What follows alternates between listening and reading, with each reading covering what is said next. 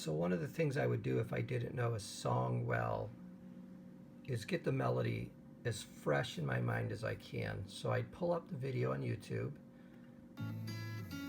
I'd play it, and I'd probably play it all the way through just so I get a feel for it. But when it comes to learning the tab for it, after I've listened to the full song, what I'd probably do is really focus on the first measure. And I do two things. I'd keep repeating it.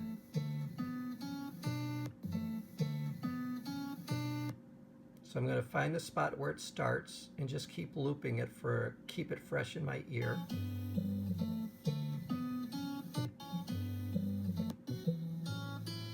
All right, here is where it starts at 5 seconds. And I try and get that melody in my head. And I don't want to take on too much. I'm just going to attack this by a little bit of the pieces. I learn the whole by learning the parts.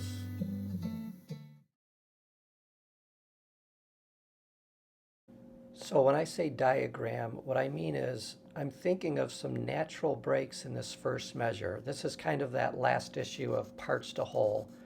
I want to attack this one measure at a time. So I'm going to take this measure and make it into 3 kind of sub-measures with 4 beats each.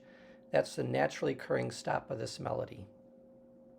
Then I'm going to highlight the times where I have 2 simultaneous notes played. When I read tabs, it's something I sometimes will miss, that I've got 2 notes at one time that I have to play.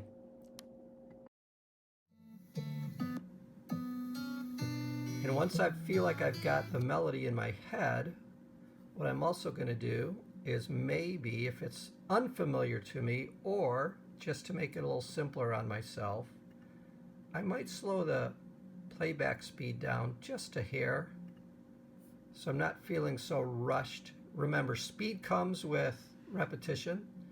We can always get to speed if we're fretting the right notes.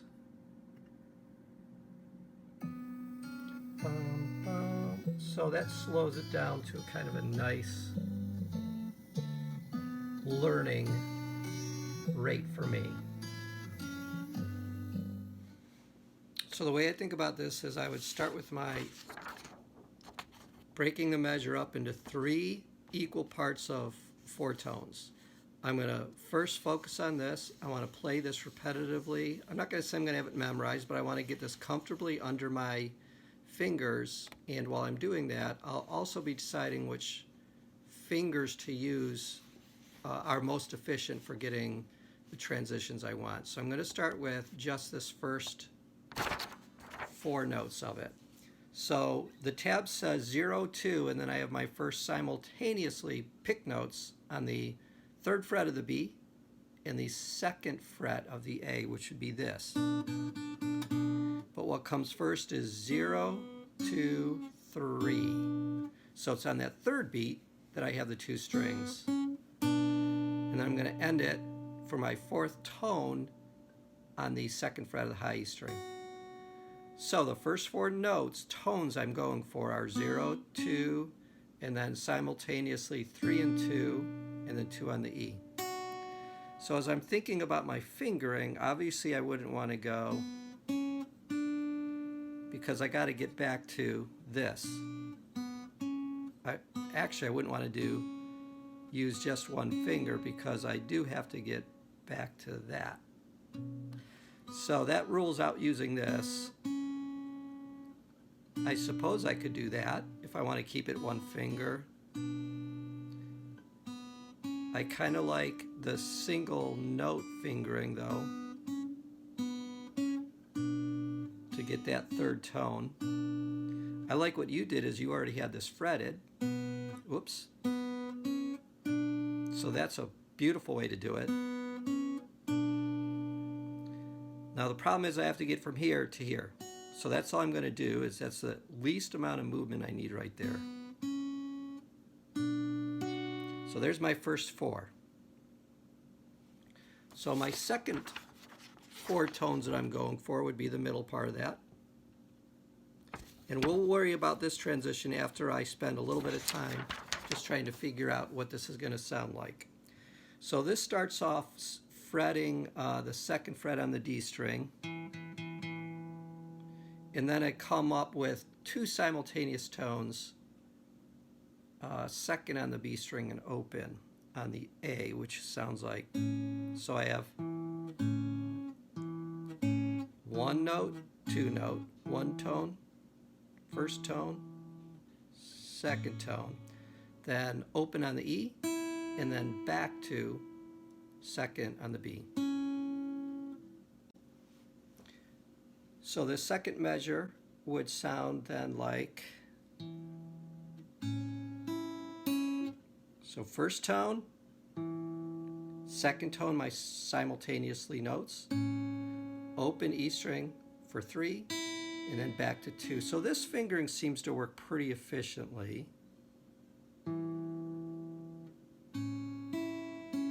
So let's just see as it connects then with the first verse, and I'm going to take it really slow.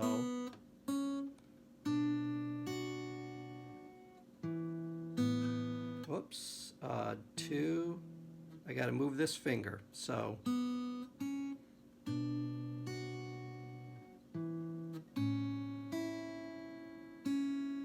that seems to work good for that fingering.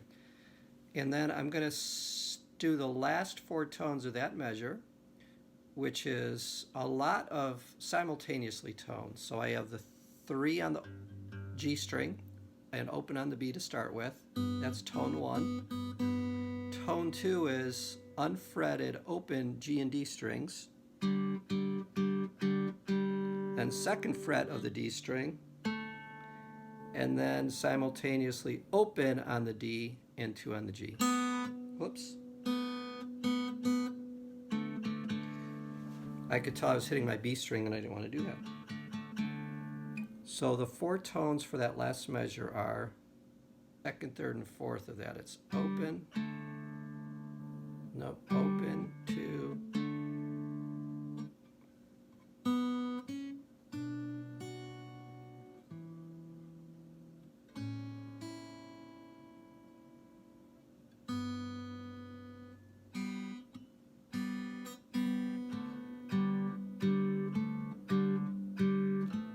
and I might play it that way. I might hit the 2 open. I'm just lifting up with my 2 fingers. But that's how I'd approach this. And then I would move on to the next measure. Again, I don't have to memorize fully the first measure. I just need to start getting comfortable with where I'm putting my fingers and which fingers I'm using to, duplicate the tabs. I could tell that transition already is tough for me. That one right there, the second and third of the second third of the measure.